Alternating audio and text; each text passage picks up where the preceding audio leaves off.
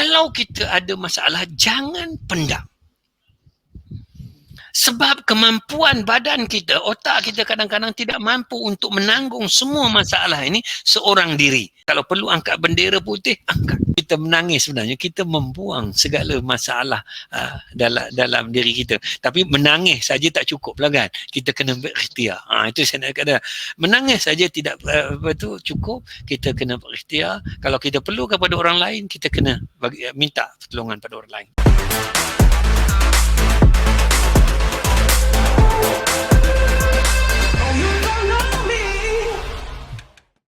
Baik, malam ini kalau tuan-tuan dah tengok dekat skrin telefon tuan-tuan, mungkin ada yang orang lama-lama ni dia kenal sangat lah. Ini wajah yang sering menghiasi kita punya rancangan keagamaan di TV. Tapi pada generasi baru ni mungkin macam pernah tengok lah ustaz ni siapa. Okey. Baik tuan-tuan dan puan-puan, lama sebelum kemunculan Ustaz Abid Liu ni, kita sebenarnya di Malaysia, kita ada seorang pendakwah berketurunan Cina yang sangat terkenal, iaitu Profesor Dr. Ridwan T. Abdullah. Dan malam ini, kita sangat berbangga dengan Profesor Ridwan T yang sanggup untuk meluangkan sedikit masanya untuk bersama kita di Garansi TV. Assalamualaikum Prof, apa khabar?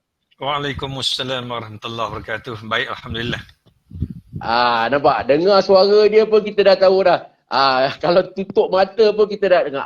Ini mesti Ustaz Ridwan T. Baik, sebelum saya nak pergi lebih lanjut, tuan-tuan tak kenal macam biasa, tak kenal maka tak cinta. Saya akan baca sedikit profil Dr. Ridwan T ni, okey? Itu dapat kat mana tu?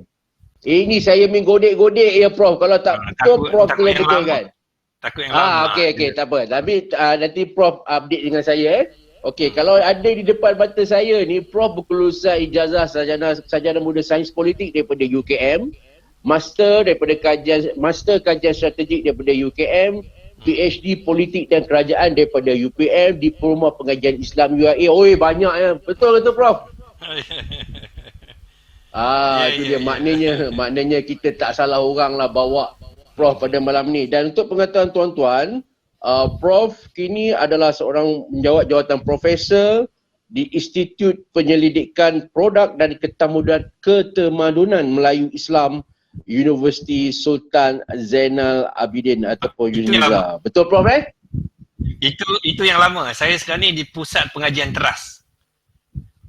Pusat Pengajian Teras. Tapi masih di UNIZA di Institut Penyelidikan Melayu Islam tu dulu sebelum tu. Okey. Tapi masih di universiti yang sama Prof? Ya, universiti yang sama, tukar jabatannya. Tukar jabatan. Baik Prof. Kita ni Prof sebenarnya ada orang kata apa, ada misi penting lah malam ini. Mengapa kita jemput Prof ni Prof? Kerana lately ni kita mendengar macam-macam kes yang melanda masyarakat Islam kita yang begitu tertekan dengan pandemik COVID-19 ni. COVID-19 ni. Malah kita mendapat laporan pertambahan kes dan statistik sampai ke peringkat bunuh diri. Dan ini juga berlaku di kalangan umat Islam. Baik Prof, sebelum kita pergi dengan lebih lanjut pada tuan-tuan dan puan-puan yang kini berada di talian, anda sekarang bersama dengan Profesor Dr. Ridwan T. Abdullah. Malam ni kita nak berkongsi sedikit mengenai cara ataupun bagaimana nak handle tekanan, distress kita terutama di dalam wabak COVID ni. Baik Prof, saya all yours. Soalan dia itulah yang pertama. Untuk permulaan ni Prof, tentang tekanan yang dihadapi oleh rakyat Malaysia dan secara generally bagaimana Prof melihatnya. Silakan Prof. Baik, Assalamualaikum warahmatullahi wabarakatuh. Salam sejahtera dan selamat malam. Bismillahirrahmanirrahim. Alhamdulillahirabbil alamin wa bihi nasta'in. Baik, berbalik kepada yang Cik Syahril tanya saya tentang tekanan ni, sebenarnya tekanan ni sentiasa ada dalam hidup kita. Maknanya kehidupan kita ini, kita tidak boleh lari daripada masalah dengan diri kita, dengan orang lain, tekanan dengan masyarakat dan sebagainya. Jadi pada saya, kita tidak boleh lari daripada masalah dalam hidup ni. Cuma persoalan dia bagaimana kita nak menengani tekanan itu yang paling penting.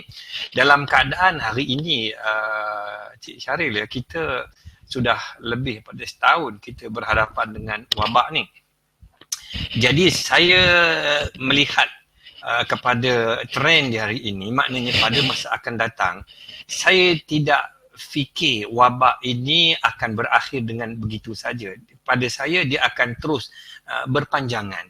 Jadi kita kena hidup, kena belajar hidup dengan virus ini. Mahu tidak mahu. Itulah cara, maknanya kita tidak boleh lari dah. Saya nak daripada virus ini, pandemik ini, nak tak nak kita kena belajar untuk hidup bersama virus ini dengan norma baru yang kita hadapi pada hari ini. Itulah yang pada saya ujian yang telah diturunkan oleh Allah Subhanahu Wa Taala kepada kita, kepada umatnya, untuk kita menghadapi segala ujian ini. Sebelum ini, Cik Syahril, kita tidak diuji dengan ujian yang sebegini hebat. Kalau ada pun dulu ada tsunami sikit-sikit kan, dan kemudian ada inflasi dan sebagainya. Tapi kali ini dia bertambah-tambah dalam keadaan negara kita dilanda dengan wabak ini. Kemudian kita menghadapi juga masalah ekonomi. Pada masa yang sama kita menghadapi juga masalah politiknya. Pada masa yang sama juga kita menghadapi masalah orang nak berebut kuasanya. Jadi keadaan makin berkecamuk. Sepatutnya dikala kita dilanda wabak sebegini, kita fokus satu ni saja. Maknanya semua, daripada pemimpin, daripada peringkat atas sampai peringkat bawah, kita fokus pada untuk melawan pandemik ini saja. Tetapi kita dicampur adukkan dengan macam-macam perkara. Masa inilah orang berebut-rebut nak jadi Perdana Menteri. Masa inilah orang merangka strategi untuk jatuhkan antara satu sama lain dan sebagainya. Maknanya keadaan kita menjadi semakin kelang kabut, walaupun tidak sepatutnya perkara itu berlaku. Sebab Cik Syahril, pada saya lah sepatutnya kita semua ni bersatu hati, sehati sejiwa, seperti negara lain lah kan. Tetapi kita ini menambah dengan masalah-masalah lain yang tak sepatutnya berlaku. Jadi ini yang jadi kalut ni. Ini yang saya sebutkan, dia jadi bertambah kalut. Tekanan makin bertambah-tambah. Sudahlah, tekanan itu ada. Dengan wabak ini, dengan orang susah cari makannya, dengan kegiatan ekonomi tidak dapat berjalan dengan baik seperti mana dahulu dan sebagainya. Jadi macam-macam tekanan yang timbul. Sepatutnya kita bersama-sama fokus benda ini. Jangan dicampur dengan benda lain. Tetapi hari ini keadaan itu tidak berlaku. Jadi pada saya, Cik Syahril, masyarakat kita ini sepatutnya bertindak lebih matang sedikit supaya kita menjadi lebih selepas kita dapat keluar serba sedikit ini, kita menjadi ada daya tahan, daya juang yang lebih. Sebab Allah Subhanahu Wa Taala. Sekejap Prof. Sekejap Prof. Mikrofon tu Prof, dia ada gangguan sikit. Dia ada bersentuh dengan collar baju Prof ke apa. Sebab dia bunyi agak buzzing sedikit. Oh gitu. Sebab dia bunyi agak bising sikit. Sebab saya Prof tengah masuk gear. Saya ni pula bila bercakap dia bergoyang semua. Itu memang trademark. Itu memang kita tahu trademark. Okey. Jadi bila saya bercakap ni, dia itulah pergerakan, gesture itu berlaku. Jadi dia mungkin bergesel dengan baju dan sebagainya kan. Ni sekarang ni saya pegang pula ni. Saya pegang pula. Okey. Tengah shock. Saya nak sebutkan di sini Cik Syaril, sepatut ujian kita ini mematangkan kita, menguatkan lagi kita, menjadi kita ada daya tahan, daya juang dan sebagainya.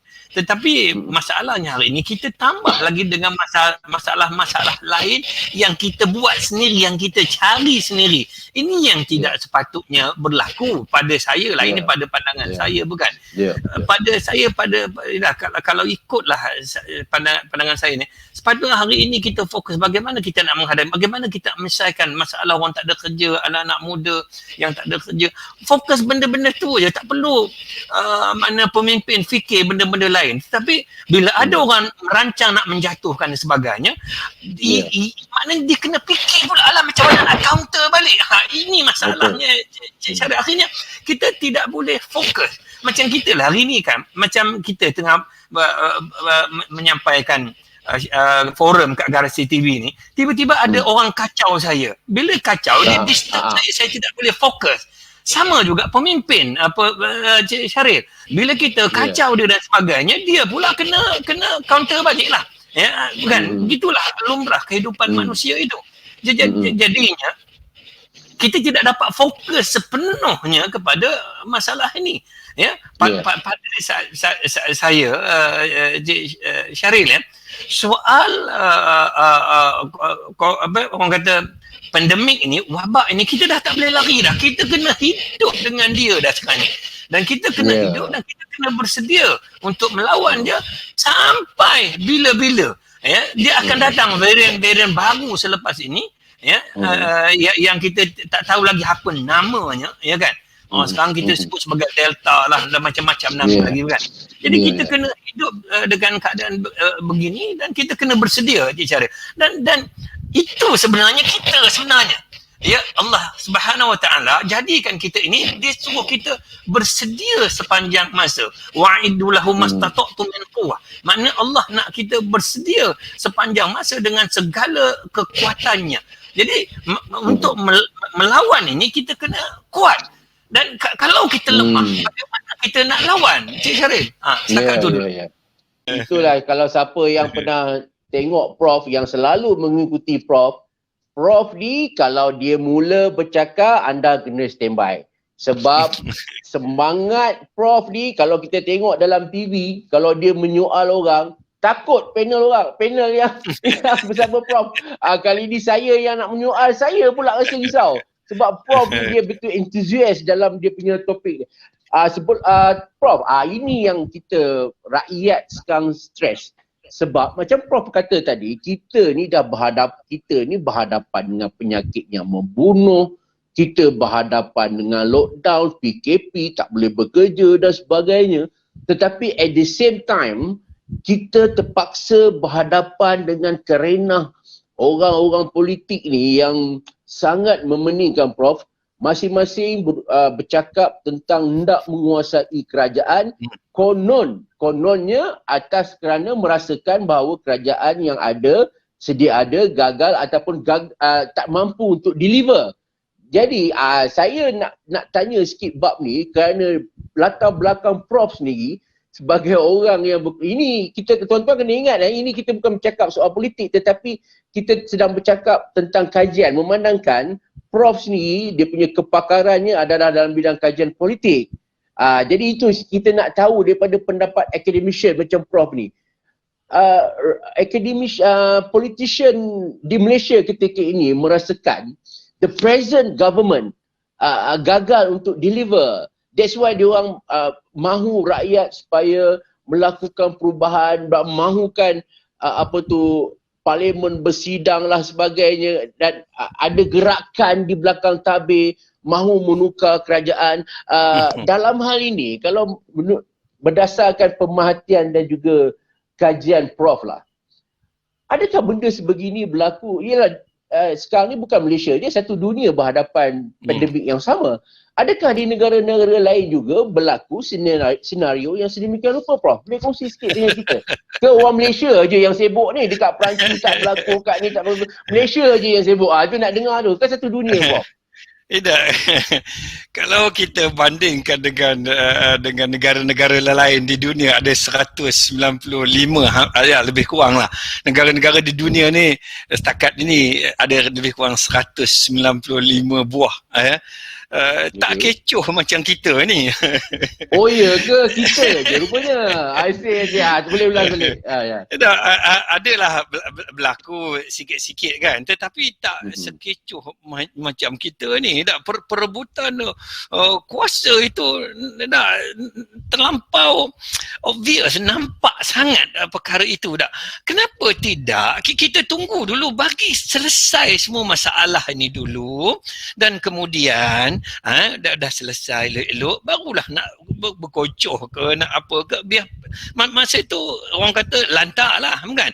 Tapi buat masa ini kita fokus pada benda ni dulu Cik Syaril, sebab rakyat dah, kita kena faham gini Cik Syaril ya, pemimpin ni dipilih oleh rakyat ya, dan pemimpin ni kena, bila jadi pemimpin dia kena jaga rakyat, dan hari ini rakyat tengah susah. Jadi bila tengah susah, jangan ditambah segala kesusahan itu. Bandingkan dengan negara-negara jiran kita di Singapura, jangan pergi jauh lah ya, di Indonesia, Thailand dan sebagainya, bukan? Dan bagaimana pada sokongan yang diberikan oleh rakyat kepada pemimpin untuk sama-sama berhadapan dengan pandemik ataupun wabak sebegini. Kita nak macam ni lah. Kalau saudara Syahril tengok di Indonesia, bagaimana rakyat mereka memberikan sokongan kepada pemimpin mereka untuk berhadapan dengan pandemik sebegini. Jadi kita sepatutnya tidak menambah beban, tidak menambah masalah dan sebagainya. Kadang-kadang saya terfikir juga, bagi pada orang lain selepas ini, adakah keadaan akan menjadi lebih baik? Itu pun tidak ada jaminan. Saya nak sebut Cik Syaril, siapa boleh jamin beri kita satu jawapan kalau berlaku perubahan pimpinan selepas ini, keadaan akan menjadi lebih baik? Itu pun kita masih berteka-teki. Ya? Jadi kenapa tidak pada keadaan sekarang ini kita berikan kerjasama sepenuhnya, parlimen pun nak buka dan sebagainya, bukan? Maknanya janji-janji itu yang selama ini didesak dan sebagainya, maka sekarang ini telah diberikan jawapan dan sebagainya, maka teruskan dan terus berhadapan dengan perkara begini, dan kita cuba cari jalan penyelesaiannya. Saya cukup bimbang apa tu saudara Syaril dengan keadaan sekarang ni, kes-kes bunuh diri semakin meningkat dan sebagainya kan. Jadi macam-macam dah orang bercakap cara nak mengatasi apa solusi dia dan sebagainya, bukan? Jadi perkara-perkara beginilah yang perlu kita cari ini, yang perlu kita kumpulkan semua idea-idea ini untuk berhadapan dengan masalah yang kita hadapi. Saya minta sangatlah jangan tambah lagi masalah. Dan apa jaminan kita yang mengatakan kalau berlaku perubahan ini, berlaku pertukaran kepimpinan ini, keadaan akan jadi lebih baik. Itu kena kalau boleh bagi jaminan, teruskan.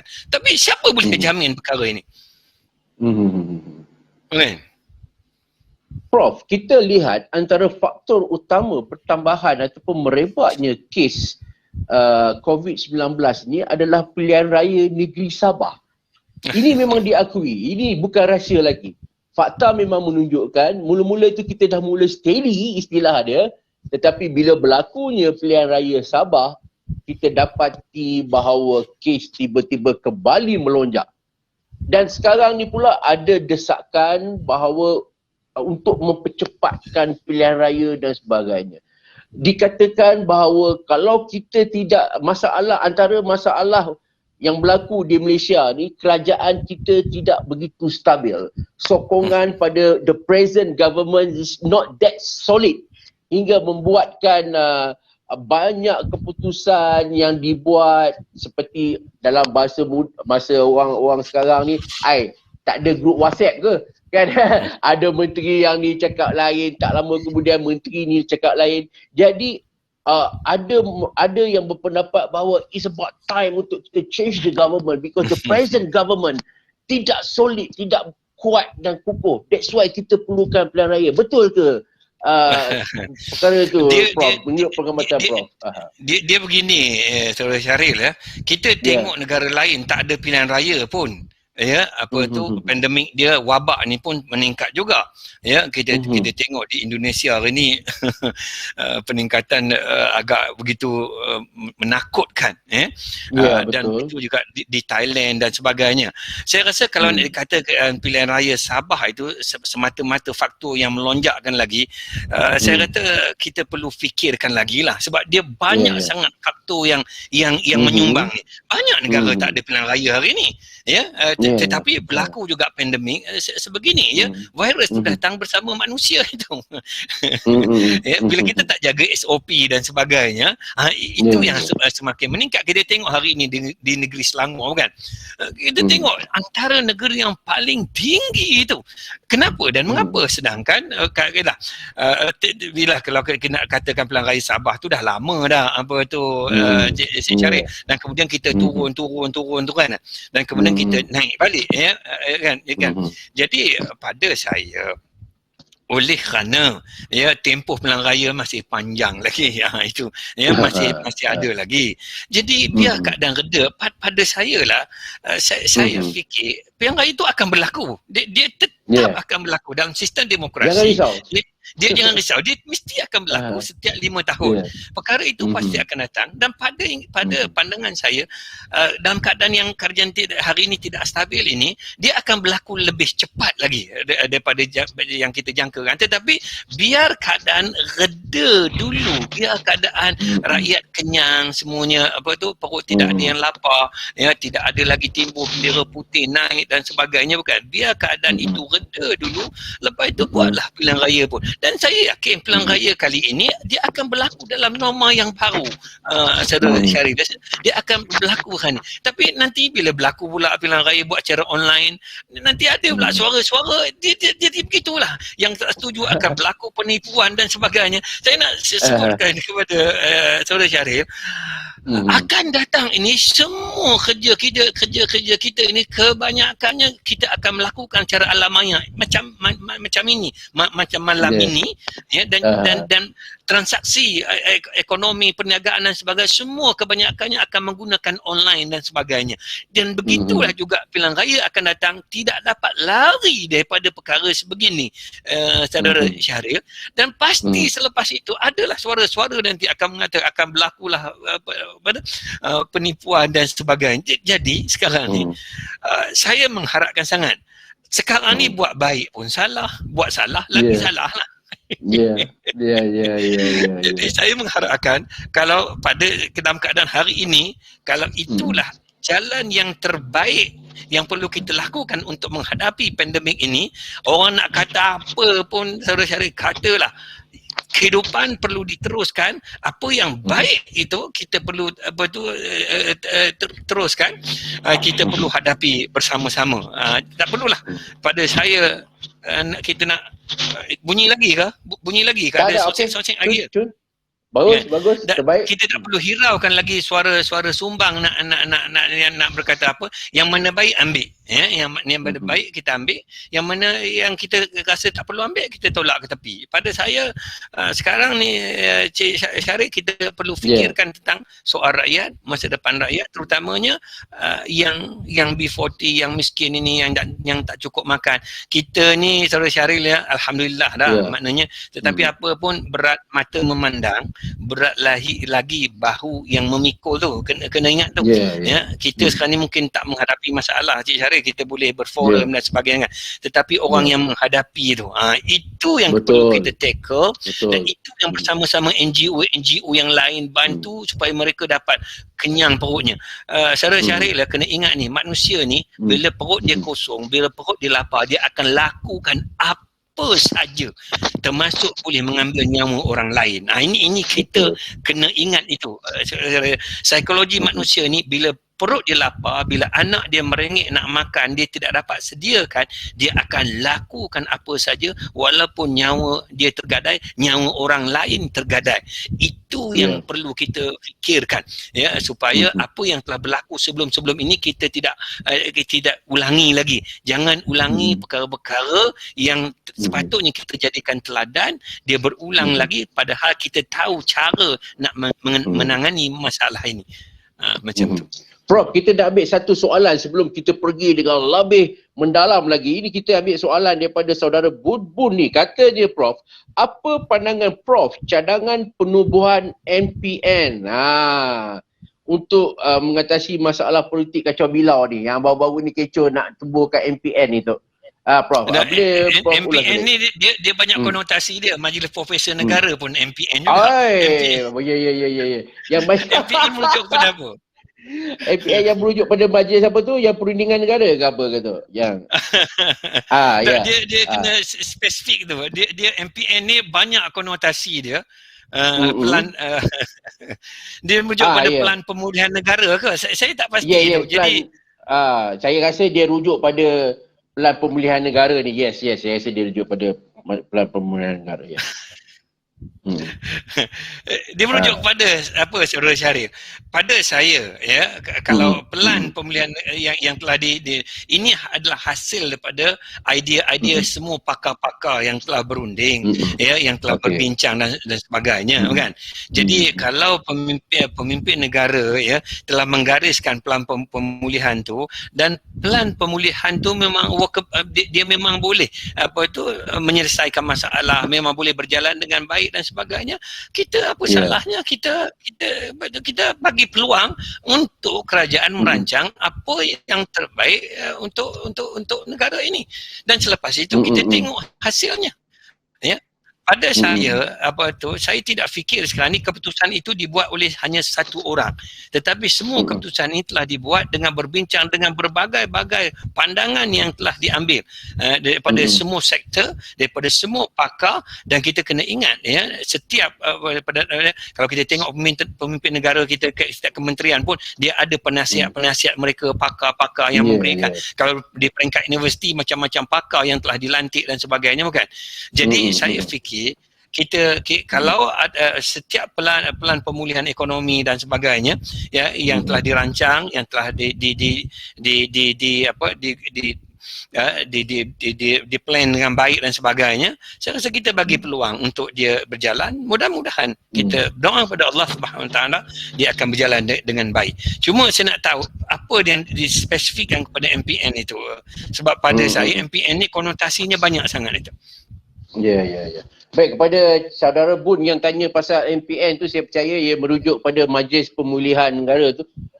MPN tu bukan Majlis Profesor Negara, Majlis Profesor Negara lain pula ceritanya tu.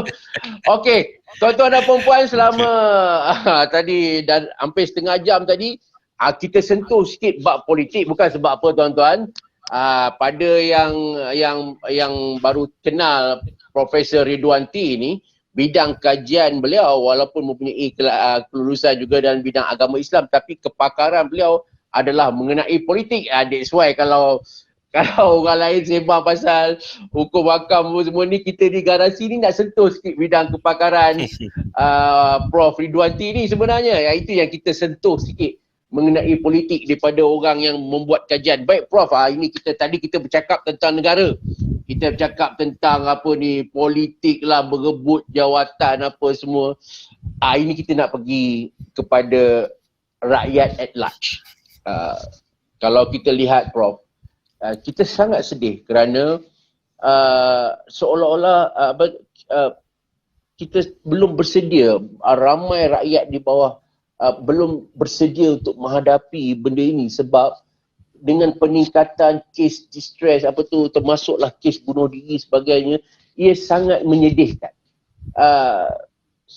Kita tak dapat bayanglah, sampai pernah ada ulasan mengatakan dari Selangor sendiri ada terdapat at least 2 kes bunuh diri dalam satu hari purata. Ini semua satu yang sangat membuatkan kita come on kan, takkanlah tak ada penyelesaiannya.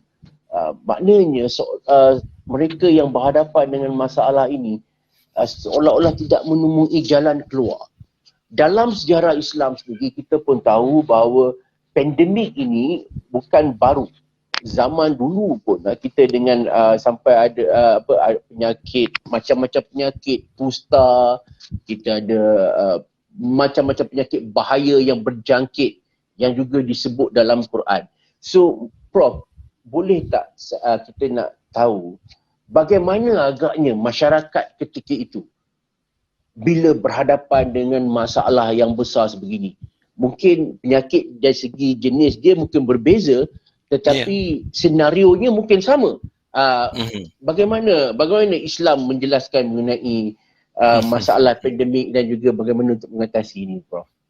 Dia Saudara Syaril, saya melihat ni, kalau kita seluruh warga rakyat negara kita ni pada top down, bottom up, daripada atas ke bawah, bawah ke atas, memberikan sokongan yang padu untuk berhadapan dengan segala ujian yang Allah Subhanahu Wa Taala turunkan kepada kita ini, saya yakin dan percaya kita boleh menghadapinya dengan lebih baik. Cik Syarif, saya yakin tanpa ada gangguan-gangguan yang boleh menyekat perkembangan ataupun kita sebut sebagai pelan pemulihan dan sebagainya. Pokoknya berikan kerjasama sepenuhnya. Pada saya negara kita ini sudah cukup pakar-pakar yang ada. Apa yang tidak ada di negara kita ni, Saudara Syarif? Semua ada dah. Begitu juga dengan sumber ekonomi dan sebagainya, makna bahan mentah dan sebagainya. Semua maknanya saya tak tahu nak sebut macam mana dah. Di negara kita ni, negara lain apa tu tak ada minyak, negara kita ada minyak. Tanah kita ni apa tu, kebanyakannya bukan tanaman kita asalnya, tetapi tanam negara kita hidup belaka. Sawit bukan tanaman kita, getah bukan tanaman kita, koko bukan tanaman kita, kopi bukan tanaman kita, kelapa bukan tanaman asal kita dan sebagainya. Tak, bumi yang Allah berikan kepada kita ini maknanya penuh dengan kekayaan. Maknanya kalau digemblengkan semua hasil mahsul ini dan pakar-pakar yang ada di negara kita ini, pada pandangan saya lah, secara syarif lah, sebab kita bukan berada zaman-zaman merdeka, mula-mula merdeka dulu. Kita tak cukup pakar, kita tak cukup orang kata expertise, kita tak cukup lagi apa tu orang bumi putera ataupun orang Melayu yang terlibat dalam perniagaan dan sebagainya. Pada saya hari ini kekuatan kita dah ada dah, maknanya kalau kita gembelengkan sepenuhnya bersama-sama, bersatu padu, pembangkang pun begitu jugalah, kan, memberikan sokongan padu dan sebagainya, tidak ada lagi ugutan sana sini dan sebagainya. Saya fikir kita boleh keluar daripada masalah yang kita hadapi walaupun tidak sepenuhnya. Cuma itu yang saya sebutkan, apa tu, sejauh mana kita nak memberikan, saya ulang dan ulang ni, kerjasama itu, sejauh mana saya sebut ginilah, Cik Syaril, saya minta maaf sikit lah, saya pelik sikit dengan orang Melayu ni. Tak apa, kita open. Malam ni kita open saja.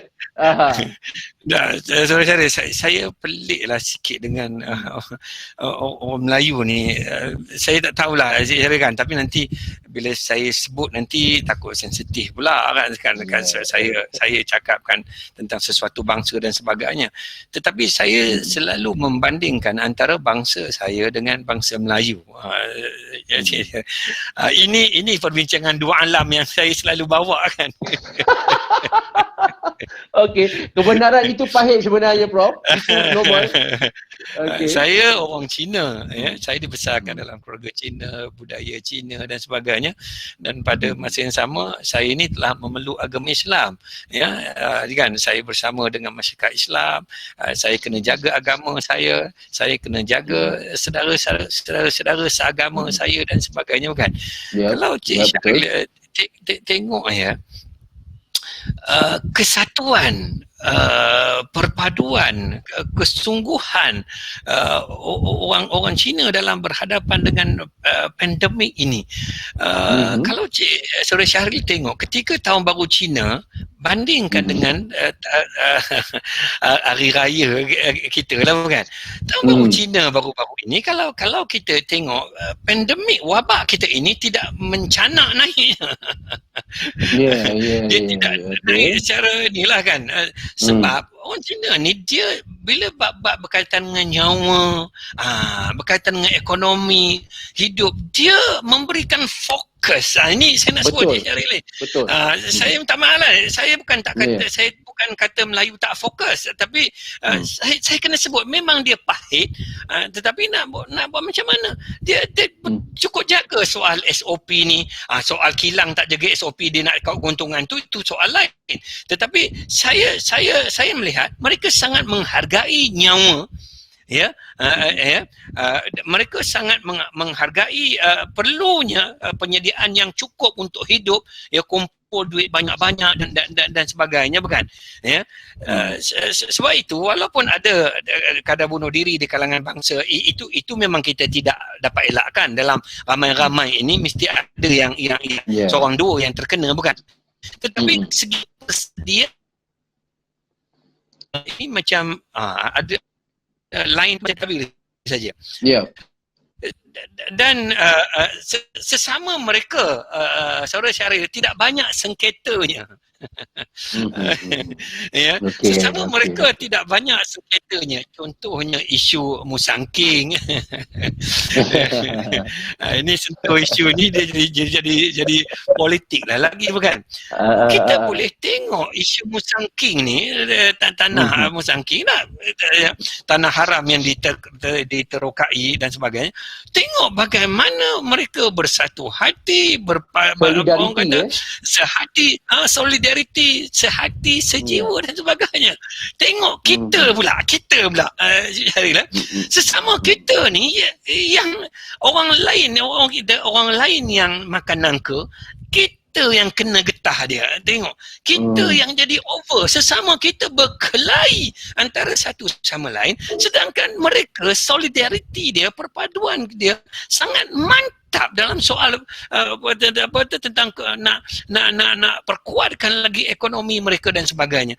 Saya fikir kadang-kadang nak kata tak ada contoh pengajaran yang boleh dipetik, benda itu dah berlaku di depan mata. Jadi kenapa tak tengok apa yang orang lain buat, nak sekurang-kurangnya itu sebagai satu panduan untuk kita. Kenapa kita tidak habis-habis berantakan ni? Saya jadi pelik.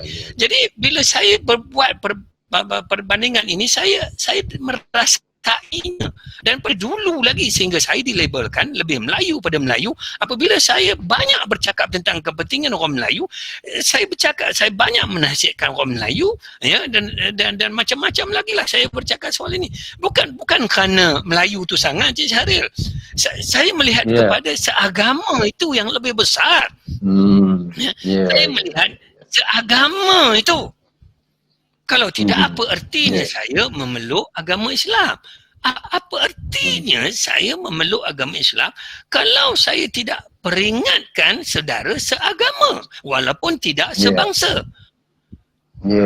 Sehingga bila saya buat begini, orang melihat saya macam lebih Melayu pada Melayu, sedangkan saya memperingati sesama kita, innamal mu'minuna ikhwatun. Kita ini sesama Islam ni bersaudara, dan peranan kita saling ingat mengingati supaya kita tidak merempat di bumi sendiri. Ini keluar sikitlah pada topik itu, tetapi pokoknya intipati dia tentang solidariti itu.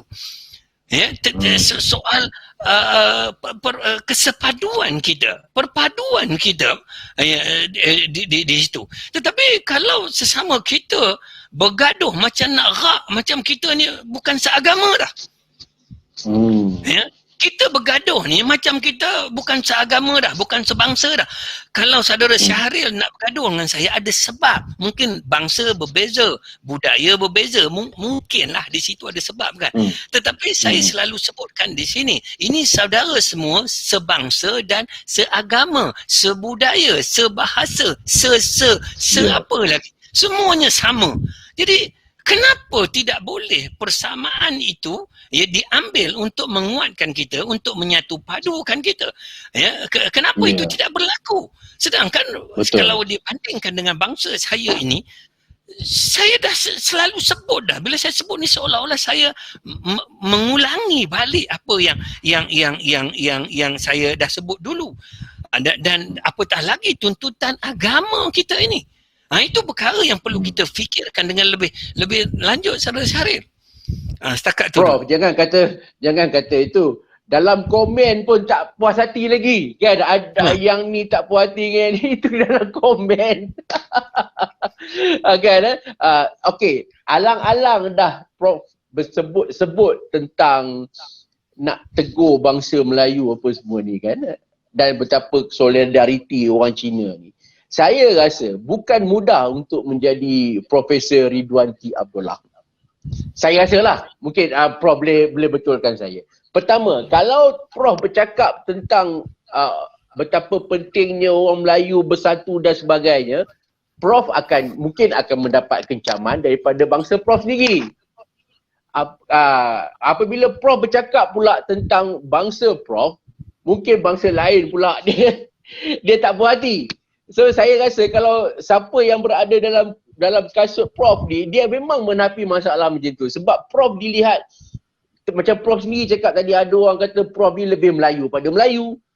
Ada orang Cina melihat Prof ni dia bukan pasal Islam sangat, lebih nak hentam kita orang Cina. At the same time kadang-kadang lihat Prof lebih menyokong bangsa Prof, menegur bangsa Melayu. Jadi memang kalau saya jadi Prof, saya memang jadi masalah. So saya tak tahu Prof kita semua tahu memang orang Cina, totok Cina. It just Prof memeluk agama Islam macam Prof cakap tadi. Prof bukanlah orang kata dia pada kecil duduk dalam family Melayu ke apa. Tapi Prof memang orang Cina, cuma ialah pergaulan tu ada, and then cuma kemudian masuk ke dalam agama Islam, memeluk agama Islam. Susah ke hendak menjadi Profesor Ridwan T. Abdullah? Silakan. Saya, Saudara Syahril, kalau saya tidak pandai menguruskan diri saya, kalau saya tidak pandai menguruskan kesihatan mental saya, kalau saya tidak pandai menguruskan stres dalam kehidupan ni, saya rasa tak ada Ridwan T hari ni. Saya collapse dah. Betul.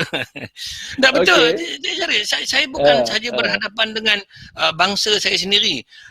Saudara baru yang memeluk Islam pun, sesama Cina, saya pun hentam saya juga. Dia kata saya ni perosak bangsa lah, mengkhianati orang. Dia pun sama juga seperti bangsa Cina yang lain yang tidak pernah faham saya.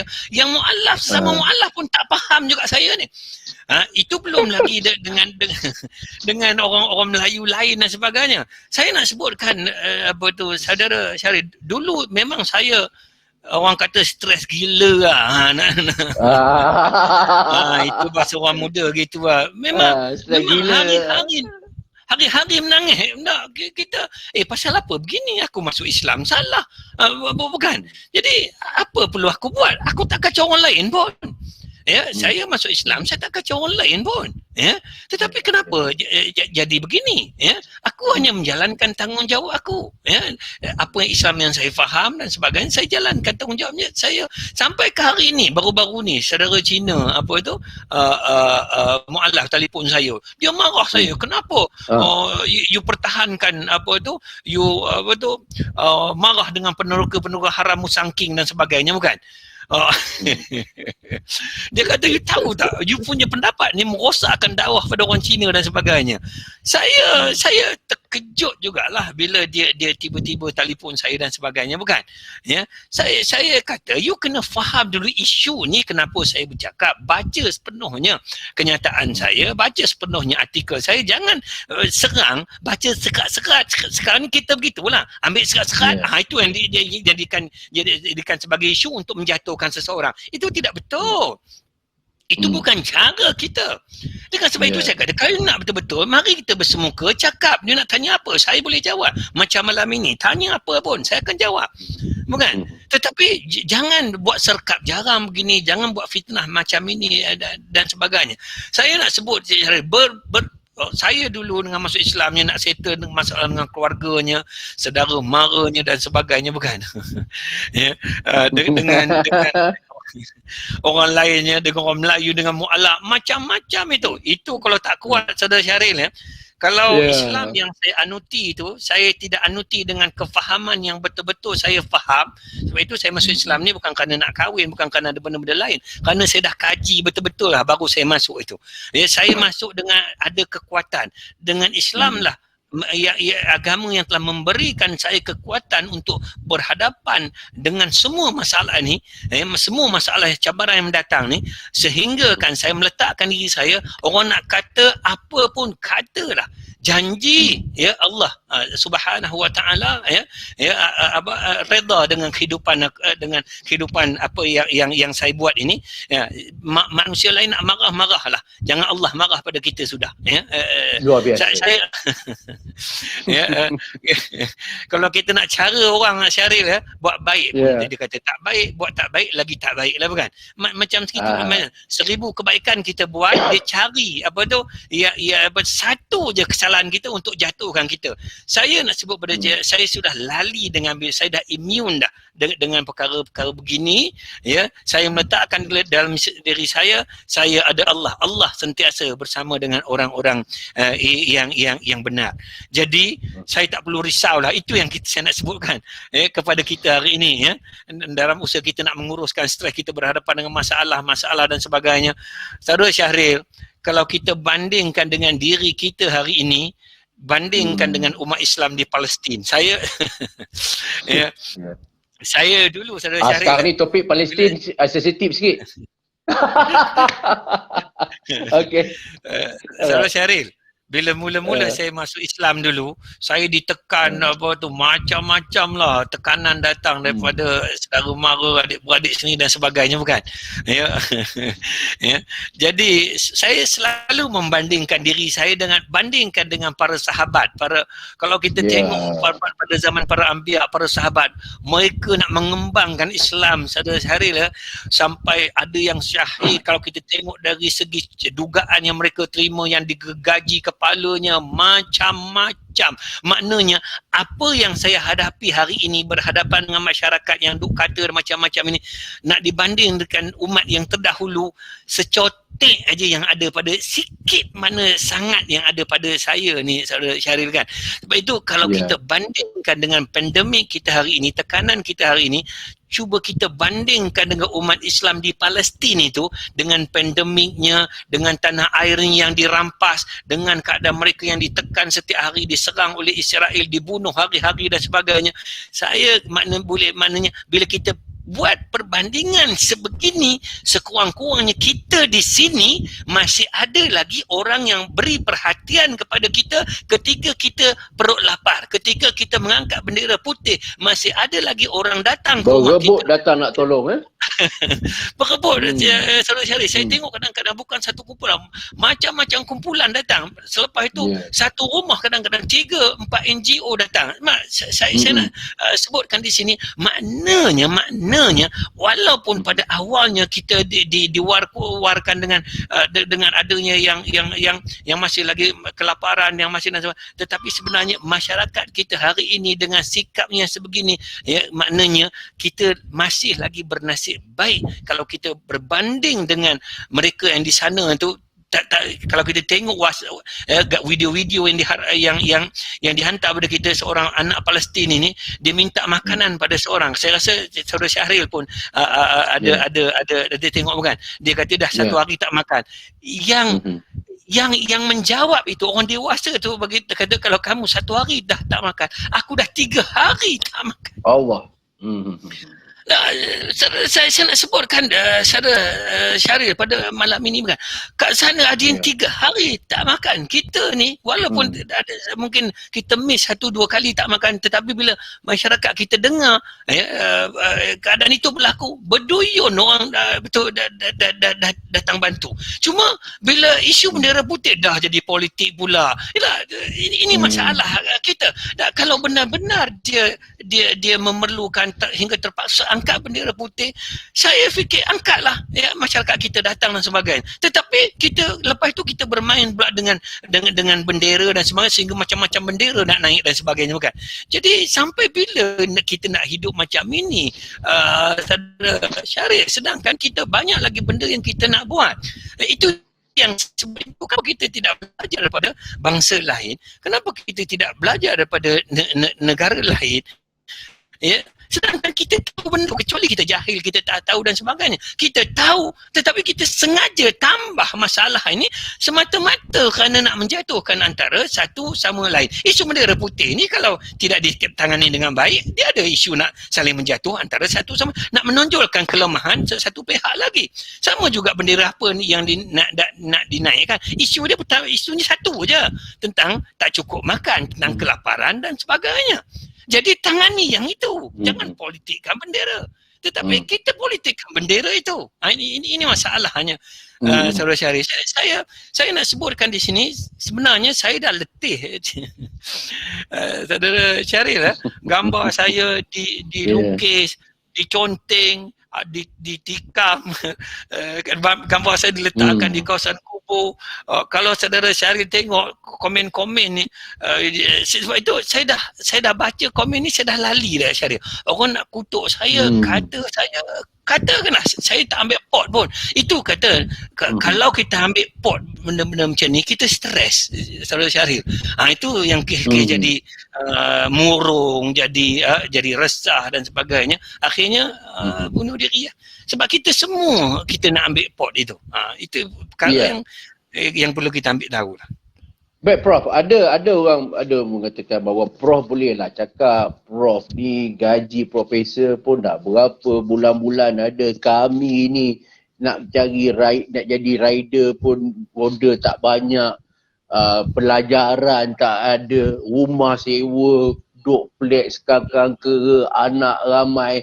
Dalam konteks ni macam mana pula Prof? Ada orang merasakan, bolehlah kau cakap kau ni, aku ni nak bayar bil pun tak ada duit. Tu pula macam mana pula Prof? Saudara Syahril, kita ni semua pernah susah.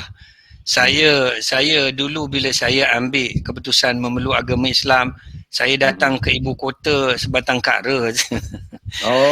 Saudara Syahril, saya datang ke ibu kota sebatang kara kan. Sebelum masuk universiti saya kerja kilang Tonggas.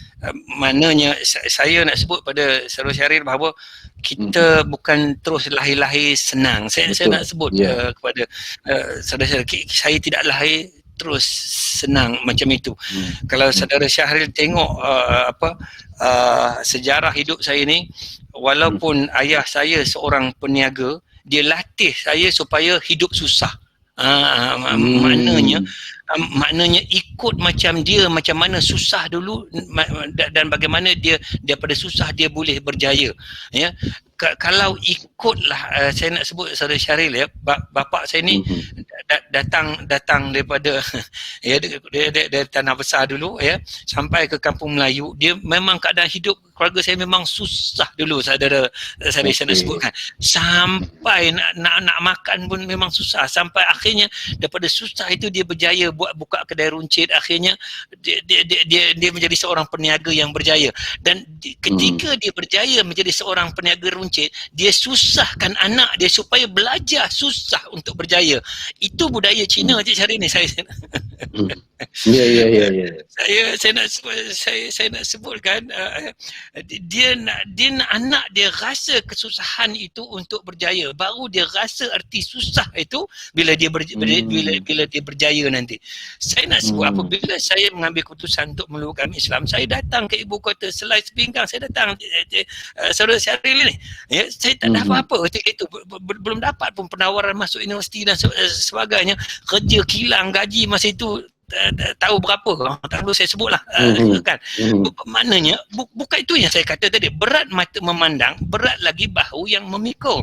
Jadi bila saudara Syahril sebutkan tadi, lah senang lah bercakap sebab kerana ada profesor, saya nak sebutkan bila saya tengok hari ini apa yang berlaku, saya ingat balik apa yang berlaku dalam diri kita dulu. Saudara Syahril, saya nak tanya, apa erti tarbiyah puasa pada kita setiap-tiap tahun itu? Apa erti tarbiyah puasa itu kalau bukan kita nak merasai penderitaan orang yang tak cukup makan ini? Salah satu hikmat puasa, ini hebatnya agama Islam ni, saya nak sebut. Ya, supaya kaya macam mana pun dia kena juga puasa apabila tiba bulan Ramadan. Saudara Syahril tahu ataupun tidak bahawa tujuan puasa itu sebenarnya line tak stabil kan? Apa tu? Okey. Boleh dengar ke Saudara Syahril? Boleh dengar? Boleh dengar. Teruskan, Prof. Saya nak sebut Saudara Syahril, puasa itu ditarbiahkan oleh Allah Subhanahu Wa Taala kepada seluruh umat Islam, tak kira kaya ataupun miskin. Dia kena berpuasa, dia kena tak minum, tak makan 13 jam itu. Semata-mata nak merasai kesusahan yang dirasai oleh orang lain. Sebab itu bila Saudara Syahril tanya, bolehlah cakap Prof gaji begini-begini dah profesor dan sebagainya. Kalaulah saya tidak merasai apa yang saudara-saudari tidak tanggung ni, saya takkan bersiaran pada malam ini ni. Dan kita pun nak bercakap tentang cara nak menangani stres, cara nak menyelesaikan masalah kita, terutamanya orang yang tidak yang memerlukan dan sebagainya, yang tidak makan, yang kelaparan dan sebagainya. Saya fikir Saudara Syahril, kita ni innamal mu'minuna ikhwatun. Kita ni umat Islam bersaudara. Cupit peha kanan, peha kiri akan rasa sakitnya. Jadi jangan saudara menganggap bahawa kita ini tidak rasa dan sebagainya. Sesungguhnya ini tengok line macam tak stabil aja. Itulah tu. Sampai slow sikit, Prof. Mungkin tak stabil sikit. Teruskan. Kita bercakap sampai berpeluh-peluh ni, saya peluh masuk ke mata dah. Mata makin sepik dah ni. Wah, kipas ni dah menuju pada saya ni. Cuma saya tuju spotlight itu depan saya supaya pencahayaan tu nampak elok kan. Jadi nampak dia panas sikit lah kan. Apa tu? Untuk pengetahuan Cik Syarif, kita melalui NGO Perkim, sebab saya terlibat dengan Perkim secara langsung. Saudara Syarif, saya naik presiden dia. Terlibat secara langsung dengan NGO, dan kita atur semua ni perkara-perkara ini semata-mata kita memahami apa yang saudara rasa. Cuma sekarang ni kita berkeudara hari ini untuk kita sedikit sebanyak nak membantu saudara itu. Itu yang kita buat apa, kita susah-susah duduk sejam dua kat sini Saudara Syahril. Ini bukan kali pertama ni, boleh katakan saban malam kadang-kadangnya kita bercakap soal begini. Kadang-kadang tak cakap, kita tulis. Kita tulis, kita buat TikTok, kadang-kadang saya buat TikTok. Buat TikTok juga. Kita kena ikut perkembangan anak muda. Mereka main TikTok, kita main juga kan. Gitulah dia. Prof, dalam suasana pandemik ini kan, ada orang mengatakan bahawa tak apalah, kita berserah sajalah. Apa yang ni, buatlah kerja macam biasa. Kalau dah susah nak buat macam mana kan, kita dah usaha pun tak dapat ni juga, tetap susah juga. Seolah-olah kita dah mula give up.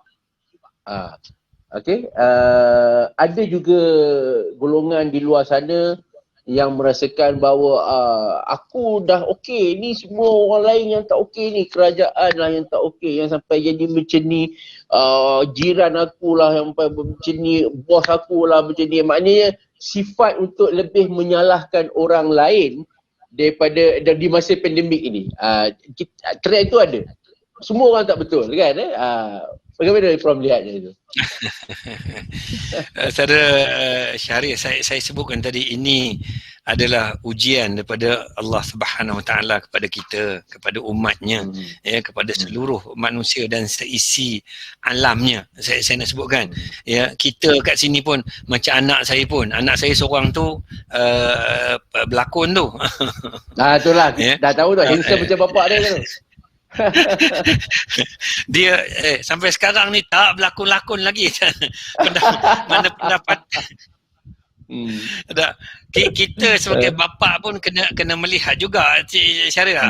Tak, kalau kita menyalahkan orang lain, kita duk sayang ni kenapa tak pergi berlakon ni. Penghabis Syaril, kita salahkan siapa sebenarnya? Penghabis kita salahkan Tuhan nanti. Kan? Penghabis nanti kita salahkan Allah nanti kan. Sebab itu Syaril, itu saya sebutkan, ya, Allah Subhanahu Wa Taala berikan manusia ini berbeza dengan makhluk yang lain. Kita ada akal dan sebagainya. Ya, sebab itu kita tengok anak-anak muda hari ini, dia bertukar kerja, daripada dia berhentikan kerja, dia tukar jadi rider ke, jadi apa dah. Maknanya ada dia punya jalan dia untuk dia buat sementara ini. Saudara Syahril, bukan? Ya, sebab gini, saya nak sebutkan, Islam ni pun tidak galakkan kita meminta-minta. Selagi mana kita ada kudrat, ya, selagi mana kita ada kekuatan dan sebagainya, itu yang saya sebutkan, ya, gunakan segala kekuatan ini, ya, untuk berhadapan dengan pandemik ini. Tetapi saudara Syahril, ya, kalau ditakdirkan kita tidak ada kemampuan itu, contoh saya dah sebutkan tadi, bukan, ya, kita tidak ada kemampuan, kita tidak ada kekuatan, terutama macam kita tengok macam orang OKU dan sebagainya, bukan, ya, kita ada Jabatan Kebajikan Masyarakat, kita ada NGO yang prihatin. Itu yang saya kata, kalau terpaksa meminta, kalau terpaksa angkat bendera putih, kalau terpaksa bercakap, itu saya sebutkan. Kita ini kalau dilanda masalah, ya, kalau ada masalah dalam, jangan tanggung sendiri, saudara Syahril, macam jiran kita, bukan? Itu sebabnya ekspresi dirimu, bukan? Itu salah satu saya nak sebutkan ni. Tajuk kita ni nak menangani stres. Betul kan? Ya, kalau kita hidup berjiran, daripada kita salahkan jiran, ya, lebih baik kita curahkan perasaan kita kepada jiran. Ya, tak, kita pendam, pendam ini yang menyebabkan murung ini yang menimbulkan masalah kesihatan mental, saudara Syariah. Kalau kita tidak ada duit, ada masalah duit dan ada masalah nak tak makan dan sebagainya, bagi tahu. Walaupun susah meminta ni, memang malu, saudara Syaril. Bukan semua orang tak akan meminta ni, secara logiknya, rasionalnya, orang tidak akan meminta kalau keadaan tidak terdesak, ya. Tetapi bila dia minta itu, dia memerlukan. Sebab itu, tapi musim pandemik ini nak bercerita dengan orang secara direct pun tak boleh, ya. Jadi kena kena telefon jugalah, bukan?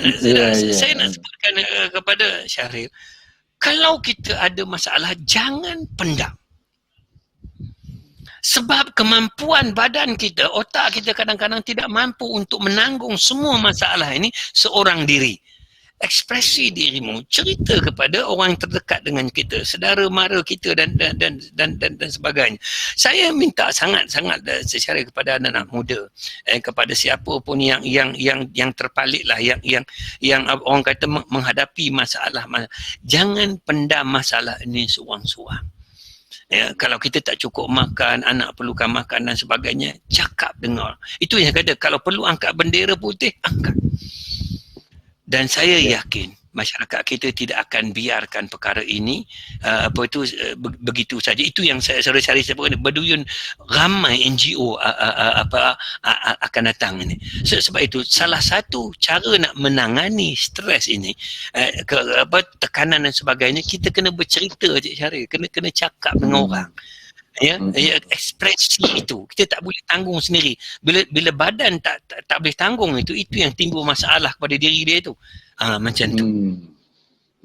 Baik Prof, diam tak diam punya kita dah 1 jam lebih bersiaran. Tengah duk khayal ni, duk dengar pendapat Prof ni. Prof pula kalau bercakap tu dengan gesturnya, dengan apa, buat kita terlupa bangsa berlalu begitu pantas. Baik Prof, mungkinlah kita boleh pergi ke 1-2 soalan terakhir lah Prof. Ya. Sebagai seorang academician yang banyak menjalankan kajian, bukan saja dalam pola masyarakat, begitu juga dalam politik, dalam bidang agama, bagaimana Prof melihat tanah air kita ketika ini? Itu cerita dia. Kan, dari segi pengurusan negaranya, pengurusan pandemiknya, pengurusan psikologi, rakyatnya. Bagaimana Prof melihat? Are we in the right track atau bagaimana Prof? Silakan. saya ingatkan tadi, saya nak banyak bercakap soal bagaimana kita nak menangani tekanan-tekanan yang ada ni. Itulah tu. Ini stres ni. Itu saya kata tu, are we in the right track? Bila baca sikit latar belakang saya yang ada kaitan dengan politik tu, dia jadi kona ke politik. Memang masyarakat khalayak dia menganggap saya ni ustaz. Dia orang panggil saya ustaz dan sebagainya, tetapi bidang saya sebenarnya adalah bidang politik. Okey, itulah tadi tu. Kita pun kita kena tanya ahli lah kan. Saya nak kait. Sebab itu saya banyak mengulas isu-isu politik yang saya ulas itu sebab dia berkaitan dengan bidang yang saya belajar, Saudara Syarif. Okey, alright, okey. Jadi saya nak sebutkan di sini, saya balik daripada awal saya bercakap tadi, bukan? Kalau mengikut analis kajian-kajian yang dibuat, pandangan daripada pakar dan sebagainya, saya tidak fikir kita menuju kepada negara gagal. Saya tidak fikir apa yang sedang dilakukan oleh kerajaan hari ini telah gagal. Saya tidak begitu. Kita sedang hari ini untuk keluar pada kemelut ini. Ya, kita mengharapkan seluruh pimpinan negara kita, sama ada pembangkang, kerajaan dan sebagainya, memberikan kerjasama yang penuh supaya kita dapat keluar pada kemelut ini sebelum tibanya yang kita nanti yang nak sangat tu adalah pilihan raya. Itu yang ditunggu-tunggu, yang nak sangat dijalankan dengan cepat. Saya rasa perkara itu pasti akan datang. Cuma pada saya, bagi peluang dulu pada kerajaan yang sedia ada untuk berhadapan dengan semua pelan-pelan yang ada ini, untuk berhadapan dengan wabak yang kita hadapi pada ketika ini. Jangan, kalau boleh, tidak perlu diganggu dengan masalah-masalah lain yang menyebabkan kita agak hilang sedikit fokus kita ini. Kalau kita terus mengganggu dan terus nak saling jatuh-menjatuh, saya dah bagi analogi, saya bandingkan dengan bangsa lain ini. Saya bandingkan negara Indonesia. Saya bandingkan dengan negara Thailand. Negara Thailand, kalau saudara Syaril tengok, mereka pun tidak stabil sebenarnya. Maknanya puak-puak pembangkang ni pun kalau sebelum ini kita tengok nak saling buat demonstrasi dan sebagainya. Tetapi ketika pandemik ini, mereka slow down sikit. Kita nampak tone mereka sudah maknanya kegairahan untuk tunjuk perasaan, merampas kuasa itu dan sebagainya sudah turun sedikit. Jadi sebab mereka fikirkan tentang khalayak, tentang rakyat, tentang orang ramai dan sebagainya. Jadi saya fikir bagi peluang. Dan kalaulah ketika itu tak nampak lagi proses pemulihan dan sebagainya, pilihan raya pun sudah semakin hampir, maka rakyat berhak untuk memilih siapakah yang terbaik untuk memimpin mereka. Ini pada saya ini negara demokrasi. Pada saya tidak ada soal kerajaan pintu belakang. Ini tak ada pun nama pintu belakang ni sebenarnya. Saudara Syarif, tidak ada istilah tu pun. Tetapi keadaan sudah sedemikian, telah ditakdirkan sedemikian rupa keadaan dia. Maka pada saya, mari kita bersatu hati, mari kita bersama-sama bersolidariti, mudah-mudahan kita dapat keluar daripada kemelut ini. Dan saya nak sebutkan saudara last sekali. Dan saya cukup mengharapkan perkara yang saya cukup takut sekarang ini adalah soal rasuah. Saya minta maaf ni, saya kena sebut juga jangan ditambah-tambahkan lagi dengan masalah-masalah yang boleh merosakkan negara kita, terutamanya perkara berkaitan dengan rasuah ini. Saya melihat Peluh-peluh cakap ni.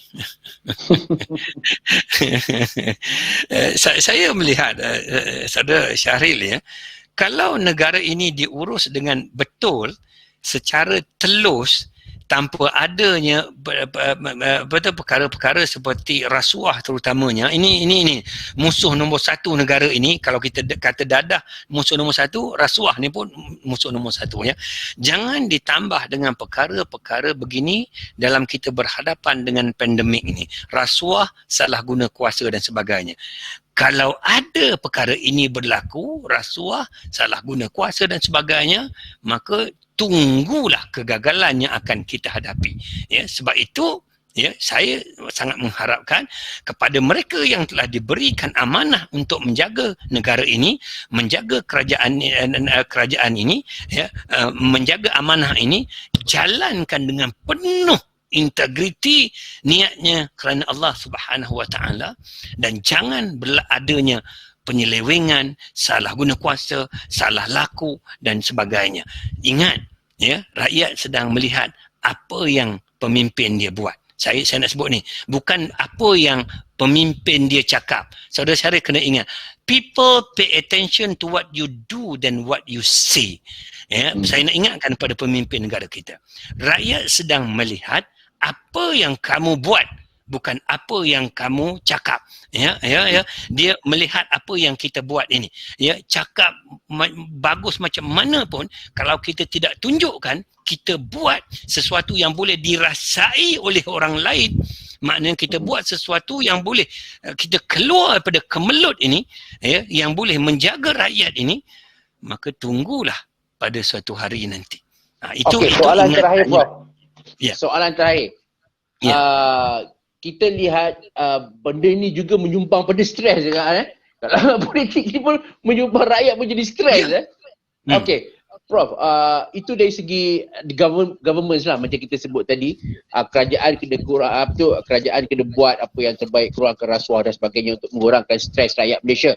Tetapi kita sendiri sebagai seorang manusia dalam menghadapi dugaan pandemik ini yang sangat mencabar ni, mencabar dari segi fizikal, mencabar dari segi mental, rohani dan sebagainya. Sebagai orang Islam, Prof, kan, mungkin nasihat terakhir, Prof, bagi mereka yang dilanda kemurungan, seolah-olah tak nampak cahaya di hujung terowong, seolah-olah dah give up dengan apa yang melanda pada mereka, diri mereka, keluarga mereka dan sebagainya. Saya nak minta nasihat Prof untuk berkongsi bagaimana untuk menangani benda ni, untuk soalan kita yang terakhir ni, Prof. Itu yang kita punya tagline dalam menghadapi wabak ni, Saudara Syarif, kita jaga kita, betul? Okey. Itu yang kita kita jaga kita, macam-macam lagi lah supaya kita jaga. Sebab begini, kita kena ingat itu virus ini dia ada di mana-mana hari ini. Apa tu Saudara Syarif ya? Sebab itu peningkatan ini yang berlaku cepat ini sebab kita tidak jaga SOP itu, ya. Jadi saya mengharapkan, ya, kita kena jaga diri kita, jaga SOP kita, jangan keluar tak tentu pasar dan sebagainya. Ya, saya minta gitu Syarif, untuk ketika ini, ya, kalau kita ada masalah, ya, kita, saya sebutkan tadi, salah satunya cerita dengan orang lain, ya, share apa masalah kita dengan orang lain. Dari segi contohnya, ya, kalau kita itu yang saya sebut.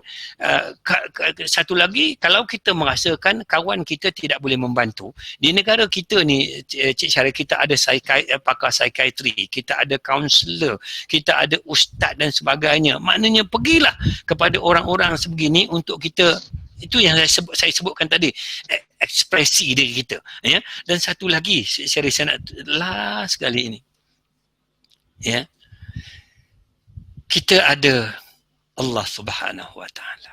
Ini saya kepada orang bukan Islam, dia ada Tuhan masing-masing, ya. Saya setiap kali bila menghadapi apa juga masalah yang kadang-kadang, ya, sukar untuk kita selesaikan, sukar untuk kita kongsi dengan orang lain. Kadang-kadang jaga bangun malam, ya, buat semayang sunat sikit. Ya, saya minta saudara Syarif, ya, kita bercerita dengan Allah Subhanahu Wa Taala. Ya, bukan bercerita tu cerita kisah kita berdoa pada Allah Subhanahu Wa Taala. Sangatlah. Ya, saya harap sangat, ya, dalam keadaan sebegini, ya, kalau orang lain masih lagi tidak pedulikan kita, kata kita dan sebagainya, kita ada Allah Subhanahu Wa Taala. Mintalah. Allah kata ud'uni astajib lakum. Mintalah, nescaya aku perkenankan. Sebab itu salah satu terapi dalam untuk mengelakkan kita resah, murung dan sebagainya, kita sebut sebagai meditation, ya, meditate, ya. Dalam istilah kita ni ingat Allah lah, semayang dan sebagainya. Saya minta saudara Syaril, ya, dalam keadaan apa tu kita, ya, kita kadang-kadang kita tak dapat bergantung dengan manusia, kita ada Allah untuk kita bergantung. Ya, saya dulu ya, mungkin keadaan kita dulu berbeza kan, ya, ketika saya keseorangan dulu ya, hari-hari menangis je. Orang kata hari-hari berendam air mata, kita mengadu kepada Allah Subhanahu Wa Taala. Sebenarnya saudara Syarif, menangis ini salah satu terapi. Kita menangis sebenarnya kita membuang segala masalah dalam diri kita. Tapi menangis saja tak cukup lah kan, kita kena berikhtiar. Itu saya nak kata, menangis saja tidak cukup, kita kena berikhtiar. Kalau kita perlu kepada orang lain, kita kena minta pertolongan pada orang lain. Itu saja. Terima kasih. Baik, tuan-tuan dan puan-puan, begitulah tadi 1 jam 17 minit kita bersama dengan Profesor Ridwan T. Abdullah. Terima kasih Prof kerana bersama kami.